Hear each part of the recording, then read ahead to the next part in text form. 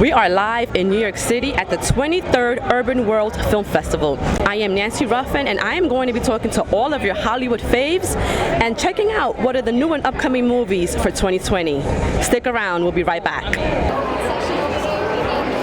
What do you hope audiences get from watching Mixed-ish and the stories that you're going to be sharing? Obviously, we're going to be talking about race, identity, and then everything in between of wrapped in funny. I think identity is always evolving, and I think a lot of the issues that we talk about today are still, were very relevant in '85, and they kind of come together to now.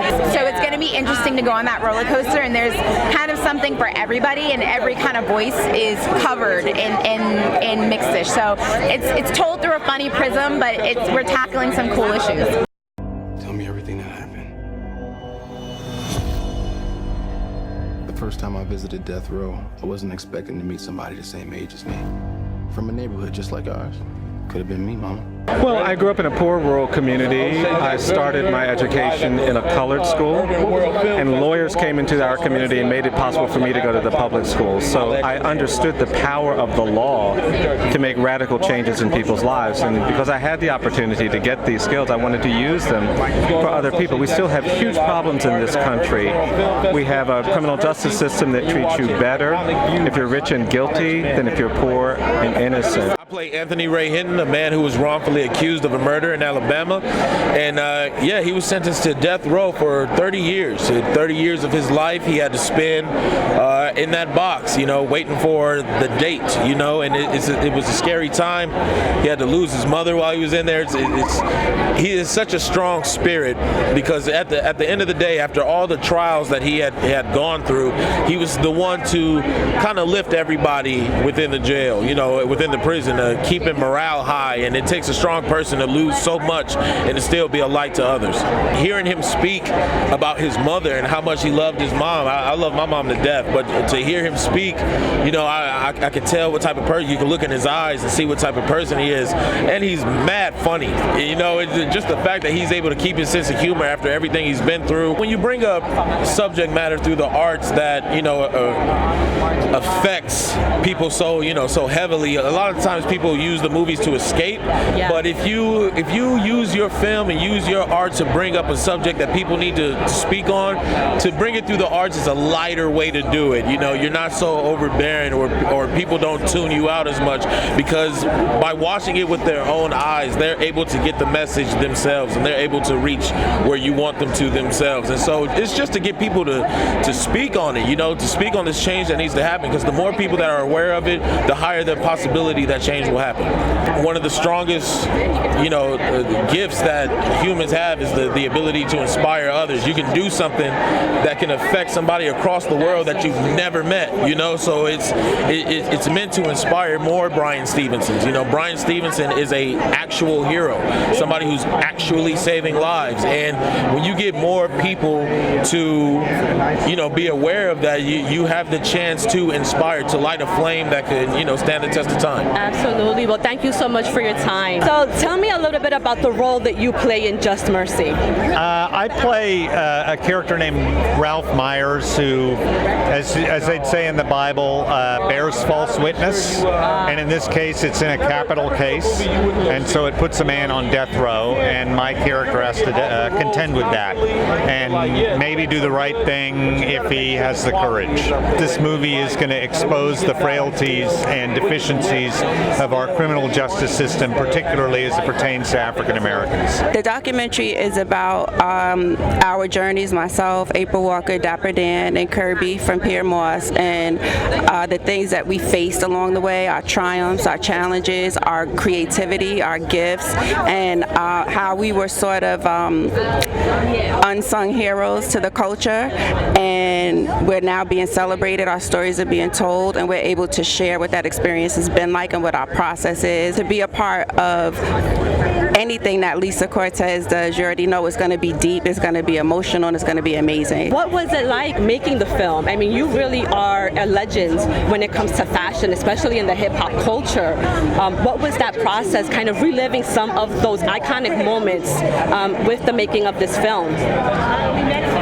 For me, it was a little challenging because I'm a behind-the-scenes type of person, and so to number one recall and then have to tell the story again, it was like it was a good experience, but it was like, wow, it's like reliving it all over again and seeing things by looking back. Hindsight is 20/20, so it was like, wow, I did do that. I remember when this happened. I remember how I grew from the situation, and so it was emotional. My hope is that audiences will see that anything is possible if you believe in God, that faith over fear, that if you hustle with muscle and you put in sweat equity, that you will rise. It might not be in your time, but in God's time, it's all going to happen. Devin, talk to me a little bit about The Birth of Deceit and the role that you play in it. Well, I play the role of Ogie, and I'm also a producer in the film. It's a psychological thriller. It's about a young girl who returns to her hometown after her parents have died. Along the way, she befriends a woman who knows more than she's willing to let on. By the time she realizes it, her and her friends are fighting for their lives, trying to find the truth. How much of what's in the story comes from maybe real life experiences that either you've experienced directly or indirectly? A lot of it. I would say maybe bits and pieces, maybe about 40% of it in terms of the lead is a black woman. Okay. Me being a black male, I experienced racism, discrimination in this country, and growing up in a predominantly Caucasian neighborhood, I experienced that. So obviously when you do art or you create a story, you put pieces of you in it. So that's what I did with this story, and you'll see that. And so we're here at the Urbanworld Film Festival. It's the 23rd year of this festival. And this festival really can catapult films, make them into huge successes. Why is this festival so important, especially for black filmmakers as yourself? It gives us a platform to tell our story. If we don't help ourselves, nobody will. That's for black, brown, Latino, all of us. So it gives us a platform to showcase it. And when you invest in yourself, the world turns and looks. Tell us a little bit about the film. First, I want to tell you about the reception. Go ahead. It was off the chain. We had so much love. People were cracking up, like clapping. We were the last people to talk, and they were clapping. And it felt so great to finally screen it in front of a very large audience like this. We only screened it once before. It actually won the audience award in the past, and I feel it coming this time too. Yes. You can also catch it on HBO. Yes. We just got a licensing deal there. It's Doing a comedy. big things. It's an amazing. But I'm gonna let the director here, Alan Alfaro, tell you a little bit about Message Erase. Go for it. Message Erase is a short film comedy about a girl trying to make a phone call and she can't seem to get it right. She's just like her repeating the phone call, but it's very relatable and funny and entertaining. So tell me, what was it like working together on this film? Well, it's not our first time at the. It's not our first time here. But we do things low budget.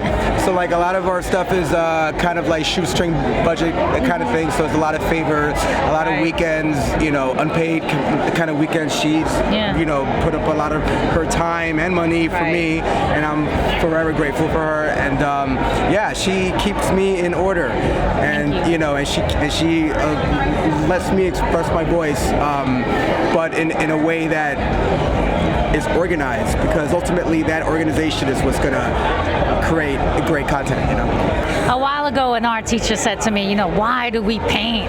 Why do we create? And I was like, I don't know why, because I don't know why. He said, to prove we exist. And here we are proving that we exist. For me personally, I align myself with other filmmakers. I'm a director as well, I'm a writer as well, but I take pride in aligning myself with other filmmakers, just like Alan, who are, either underdog, Latino, female, because we got to elevate together. Hey guys, it's your girl Nancy Ruffin, and we are here at the 23rd Annual Urbanworld Film Festival. Today's day 4, the last and final day of the festival, but we have a lot of great films spotlighting tonight. One of the major ones is Black and Blue, which is starring Tyrese. Also, Meagan Good is here making her directorial debut in the film If Not Now, When. We are here with RonReaco Lee. There it is. She looked at me like, that's it, I got it right. You did good, Nancy. So, tell us a little little bit about the First Wives Club. What can audiences expect to see from you on this show?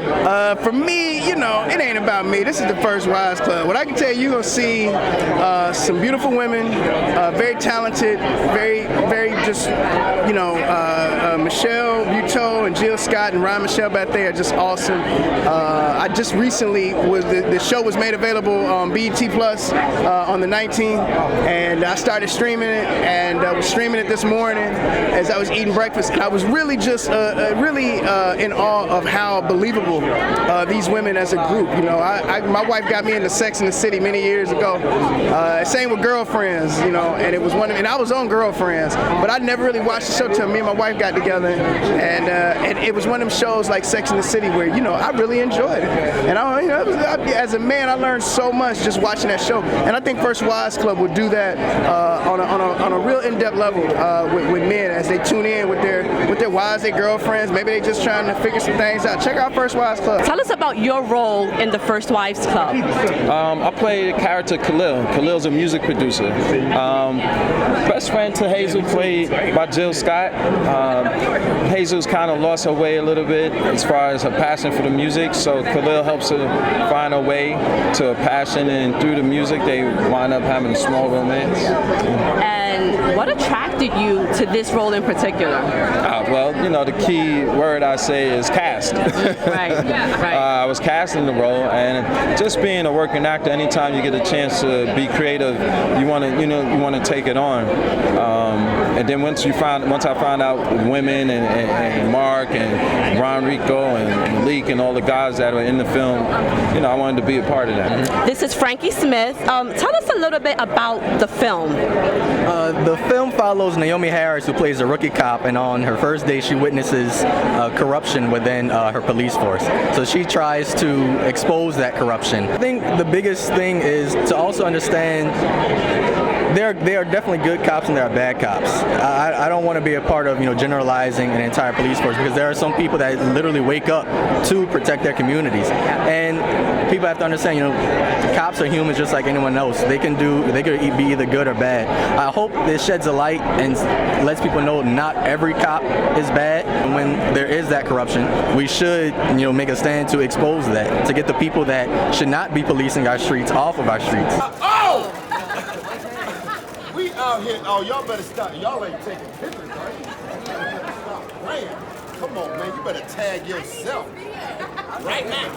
Videos. I love y'all. I have to introduce the movie. It means everything to me that y'all are here. God bless you. No one's gonna know about this movie until y'all create the energy and excitement that we need. Naomi Harris is amazing. What's up, the story you missing? Police corruption. Ultimately, I feel like we don't have those films like we used to have back in the 90s. Waiting to Exhale, Women of Brewster Place, Set It Off, that made you feel like, oh, I see myself. You know, and not someone who's like a lot older than me, but I see myself in this person, and I'm watching her walk away from this relationship, or I'm watching her go after this thing.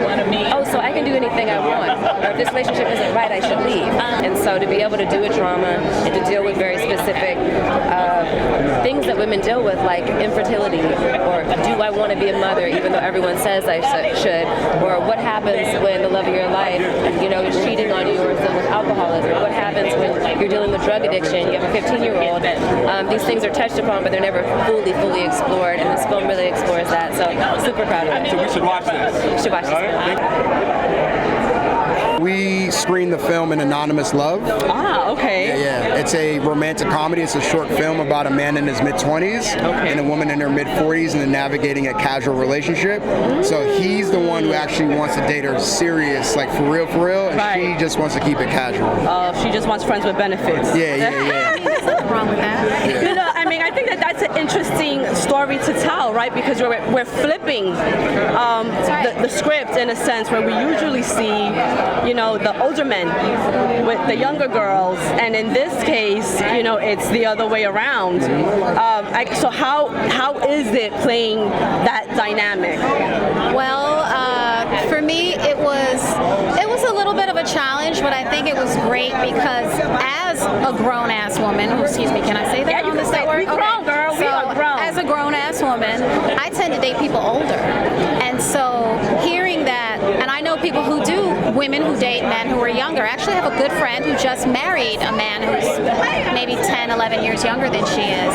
And this is a conversation that needs to be told, that needs to happen, and we need to see it on film. Is this inspired by like any real life story? Because we know that art often imitates life, right? So I don't think we have the time to tell the joke I normally tell, because I normally say I've dated a 75-year-old woman, and then people are like, really? And then I'll commit to that for a minute, and then I'm like, nah, I'm just joking. So no, it is not. It's not based upon a true story, but it's inspired by just thoughts I've had where it's like I got to a certain age where I was like 25, 26, and I was like, oh, women in their 40s look great. We sure do, honey. What? Thank you. You're not in your 40s. Yes, I am. It's a show called Serena and Mel, and it's based on our real life friendship. It's about two polar opposite brown girls living their lives. We're like a modern day brown Laverne and Shirley. Oh, nice. Yeah, throwback. So what inspired you to create this web series? She just made me laugh a lot. And I like her because she laughs at everything I say. So we were like, we should put this on something. So we started doing like comedic sketches online, and then that just turned into a web series. But we had to make it because we went out to pitch it. People didn't get it. They're like, we already have a show with Asians. We're like, that doesn't mean anything. Different kind of Asian. Not Asian. Not every Asian is the same. There's clearly room for more than one. Yes. And so then we're like, you know what? Let's just make it. So we made it. She was 7 months pregnant during the time. And not now. Yeah. Not now. Yeah. When we filmed. But I've had 2 kids and my stomach is not as flat as that. You look good. Yeah, you look great. Thank you. So really quickly, where online can the audiences go and check your stuff out? So you can follow us on social media at Serena and Mel. So how was it for each of you to be a part of this? I mean, first of all, the script was hilarious, but then when you get to be working with people who are equally funny, it's just so easy. So I think it was just a blessing to, get to have fun at work. And what's your name? You want people to know who you sorry. are. Hi, I'm Rima Sampa, and I play her on Orange is the New Black, the last 2 seasons of Orange. Oh, yes. Okay, Yes, you see? How she's plugging you. yes, You gotta plug I it. know. I'm on Orange is the New There you Black. go. There you go. And your name? Nick Sidnani. How you doing? And you, sir? I'm Leighton Samuels. Okay, well, it was a pleasure to chat with you guys. Much success. I look forward to seeing all of you, in future projects. Thank you so much. Bye. You're welcome. So the project is called Cheer Up Charlie. I'm the director, and it's about a 14-year-old looking white girl who sells weed to pay for her mother's medical bills. Oh, wow. So what inspired you to make this film, tell this story? So I created it. Oh, you created it, and you directed it. Yes, And I wrote Are you 14? Do you think I am? You could be 14, yes. No, I'm not. No, I am of age. But my co-writer Holiday and I, we started the series because we thought of the character first. We thought it would be funny, and then we added a lot of depth because we wanted to see like young 20-year-olds going through really adult stuff on screen. So that's why we brought it to fruition. And I mean, was it inspired by any real life experiences? So I do not sell weed, but my freshman year of high school, my family did go into a place where we were paying a lot of my mother's medical bills, and she is healthy as can be now, but the show was really exploring kind of that journey I went through at 14 years old, kind of just like 5 years later, kind of really starting to work through that. What was that like for you? Not so much you're not selling drugs, you weren't selling drugs. I wasn't. But to be faced with something as, personal as your mom being sick and the stress of medical bills, I'm sure, how that affected your family. How did you manage to kind of navigate through that at 14 years old? Well, my dad is one of the best people on earth, and he really held down the fort. I think for me, it was a lot of actually really pressing it down at the time, and then writing this show was me starting for the first time to explore what I actually felt when I was 14. When I was there, I was pressing it down. I was going to school. I was helping take care of my brother, and then, allowing myself to open that up again, I think is why the show is so personal and so potent. And so how did your parents receive the film? Okay, at first, When I told them I wanted to make a show about a drug dealer, they were a little skeptical. But then they ended up being producers on set with us. Oh, that's amazing. They came and they worked on the film. They helped us they got us the prop weed. And they helped a lot. They really love it. My name is Jimmy Jean-Louis, and I'm here with the movie D'Errance, which is in competition for Best Movie in the World category, and I'm the lead actor. And I'm Apolline Traoré. I'm the director of the film. So can you tell us a little bit about the film? Yes, it's called D'Errance, and it has two major stories talking about, in the story. The first is really how civil war can destroy a country and actually destroy a human being. And the second story, which is the main story of the film, is a relationship between a father and a daughter showing her father that she cannot be a boy because that father wanted so much to have a boy, and she wants to prove to her father that she can be as strong and as intelligent and as of a boy. So this is actually a little bit what's happening with the film. It's pretty much the position of a woman, of a girl in society. You know, it's like why is it the that struggle of what it means to be a woman, right? Pretty much. And also, why do the kids have to carry the name of the dad and not of the mom?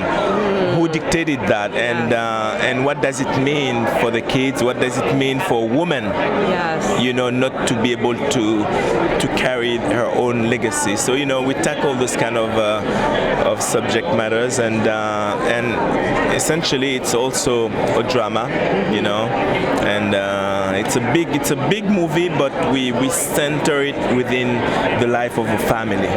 So yeah. Short film Substance, which is a 3D animation. My name is Trinity, representing Jamal Bradley. This is my husband Butter, who's the composer on the film.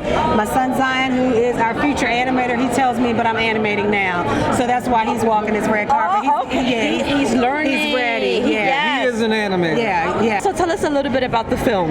Well, it is a true story of two brothers, Jamal Bradley and his brother. Jamal Bradley is a writer-creator, about how one brother had a dream and another brother lost his dream, and what happens when that happens. What can happen to the next generation if the generation before it loses hope. And so it is a different animation because it brings the community to bear. Nobody's going to turn into a bird and fly away. This animation stays in the community and deals with community issues, and I like to call it an icebreaker to figure out what is happening in our communities, why are some things still happening, and what can we do to change them. Also, it involves Jamal Bradley, who worked on Penguins, Madagascar, Boss Baby. Also, Bruce W. Smith, who created the Proud Family. Butter, who also was a composer on the Proud Family, as well as he's a composer on Raven's Home. But also, he's a hip-hop producer for Dr. Dre, Ice Cube, and Aaliyah. So it's a great film because it leaves it open for your own interpretation. There's no dialogue in it. So the music and what Butter and a writer by the name of Scotty did is phenomenal because it doesn't beat you over the head with what you should think. It still leaves it open enough for what could be and what's happening in your own interpretation. I'm Nancy Ruffin with The Nancy Ruffin Show. Can you tell us a little bit about your film? Yeah, my film is called Bradford Young, Cinema is the Weapon, and it's about the very esteemed cinematographer Bradford Young, who's recently done When They See Us. Son Selma was Oscar nominated for The Arrival. I met Bradford when he was in London filming Star Wars, and I was able to secure the interview with him, and he talks about the films that he has learned from the most, such as Selma, but he also talks about the people that have inspired him and people that are from the arts. So you have black cinematographers like Arthur Jaffa, Malik Saeed, but you also have black painters such as Chris O'Feely from the UK, Lynette Yiden Bankalay, and then you have writers as well. So he goes across the whole sort of arts sector, and it's really fantastic just hearing what he has to say and his philosophies. So how long did it take you from inception, right, of the idea to do this to today, to being here? 2 years. 2 years? Well, yeah. That's not that long. It's 2 years for an 8-minute short. Well, okay, yes. Yeah. Hey, you're so beautiful. Thank you, you're beautiful. These earrings. Thank you. All right, so your name is? Kira. Kira Jones. Kira Jones, Yes. and you're representing which? The Right Swipe. Is that a film? It's a web series. Oh, yeah. okay. Yes. So talk to us a little bit about the web series. Yeah, so it follows two best friends, India and Margot, as they start a business where they fix men's dating profiles, kind of like a renovation service, but then they kind of end up screwing up their own love lives in the process. So it's an intersectional feminist romantic comedy. And what inspired you to create this web series? Was it based on any real life experiences? Definitely based on some. I've been on a lot of dating app dates. Most of them, my friends are like, I don't know why you like attract so many like strange people on dating apps. It must be maybe so I can have like writing material. So some things are based on my real life, but we also like talked a lot to our friends of other identities, you know, trans people, queer people, you know, black women and Asian men have the least amount of matches on dating apps, so we focus on that a little bit. And we talked to our friends about their experiences and kind of wove it all together to make something that felt representative to the people we share community with. So. And how does it feel to have your web series screen at a festival like Urban World? It's been a really amazing experience. I think this has definitely been my favorite film festival experience, just being with so many creators, particularly of color, and our block had so many strong projects that were so different from one another. And to even be in the same room as like Tyrese and Meagan Good and us all kind of doing the same thing and making our own projects and like putting ourselves out there, it's been really affirming and really inspiring. Washington Kirk. Yes, ma'am. And so talk to me about the project that you're representing here today. Sure. The project is Frederick Douglass Boulevard, aka Food and Drink Boulevard, aka FDB. Okay, I love that. It's a television series about one man's ambivalence, we'll call it, at the gentrification of Harlem and the ludicrous scheme he concocts to degentrify. So talk to me, I guess, about your own personal experiences with gentrification, because we're seeing it all around. I mean, I go to church in Harlem, sure. So I see it every Sunday when I'm walking. The tourists coming in. And, so what is that like for you who lives there? You're in it. Well, you know, when I first moved to Harlem, well, even prior to moving to Harlem, I mean, I think it looms very large in the imagination of many, if not most, African Americans. You know, it's the most famous black neighborhood in the world.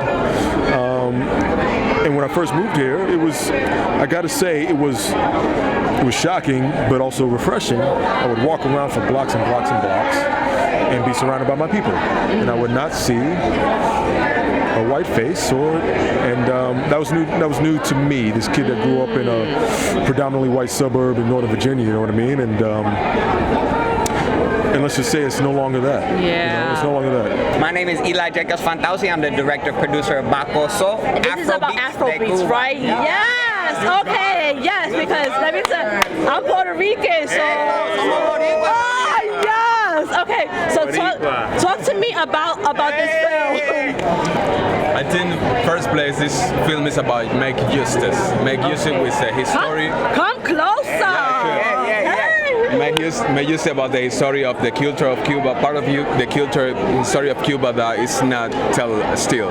So, Eli Fantausi, DJ Highway, the whole One Para crew, the Khalid, my homie, they made this possible. It's about to tell the story about how the connection between Africa and Cuba is still alive in this time. It's not only the past story thing about slave and stuff. It's not only this sad part. It's the new generation of connection about the student that is coming to Santiago de Cuba to study, I don't know, in college and stuff like that. Right. And they bring their culture with them, and how this culture is accepted in our city, in our country, because the roots that is already based on that. It's the foundation of the new generation of musicians in Cuba. DJ Highway is one of the #1, the best DJ right now, musicians, and he is the icon of the film. Yeah, exactly. It's like the common point between the tradition and the new generation. So I'm so honored to be part of the film, to be part of the musician and artists like Oscar Delgado is one of the main stars of Bacoso, Michael El Padrino. So El Inca, it's a whole movement. Well, being Boricua, Puerto Rican, it was like, what is similar to our culture in Puerto Rico? The most similar thing in the world is Cuba. Yeah. And so going to Cuba really inspired me and inspired us to want to tell the story of how African diaspora is being represented in the Caribbean. Santiago is different than Havana. It's closer to Haiti and Jamaica. It's part of like telling the story of pan-Caribbean identity through music and through connecting us to our legacy of being of African descent. What do you hope audiences take from this film? I hope that they take away, one, that there's amazing music coming out of Cuba, that you got DJ Hiwe Cameroon and a bunch of other artists, but also to remember and be proud of our African ancestry. And it's a current, that our connection is not a thing of the past, that is something happening right now, and it will continue. Absolutely. Well, thank you so much.